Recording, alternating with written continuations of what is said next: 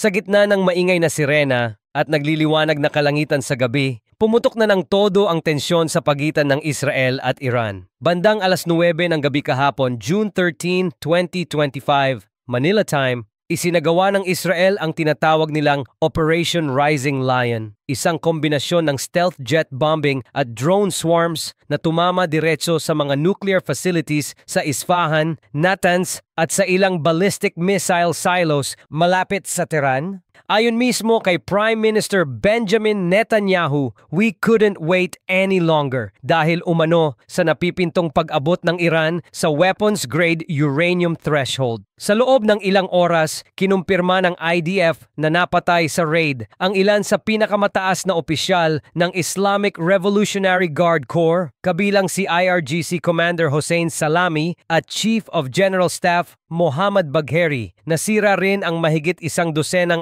underground centrifuge halls.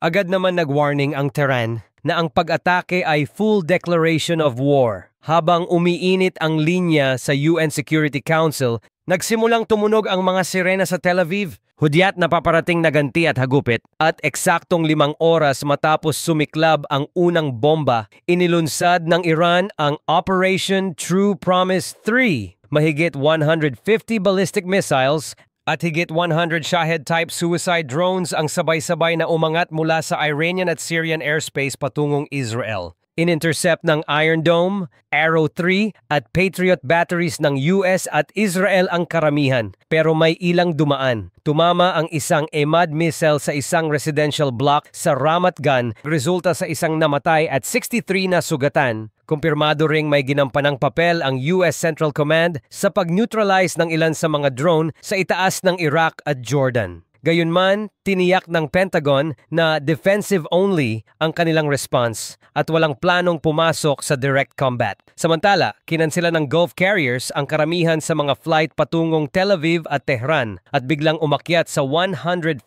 per barrel ang Brent crude sa overnight trading. Sa larangan ng nuklear, inalerto ng International Atomic Energy Agency ang lahat ng safeguard inspectors nito. Base sa satellite snapshots, tinamaan ang cooling systems at power lines ng Natanz Enrichment Plant. Hindi pa malinaw kung gaano kalaki ang radiation risk, pero may ulat ng partial power loss sa mga nearby towns. Ang mas malalim na tanong, hanggang saan papayag ang mundo na umabot ito bago pa mapuwersang huminto ang magkabilang panig? Sa loob naman ng Iran, pumalo sa milyon ang lumahok sa mga Death to Israel rallies sa Tehran University Square, habang inutusan ng Iranian Parliament ang Defense Ministry na activate all regional resistance proxies. Ibig sabihin, pwedeng sumiklab muli ang rocket fire mula Gaza, Lebanon, Iraq at Yemen na posibleng magdomino papunta sa isang mas malawak na Middle East war. Sa Israel, nag-martial law na si Netanyahu sa northern districts at nilimitahan ang social media livestream para raw hindi makapag-leak ng real-time targeting intel ang mga tumutulong sa Iran. Sa kabila nito, milyon-milyong Israelis pa rin ang nag-Facebook Live habang bumubulusok ang mga interceptor streaks sa kalangitan,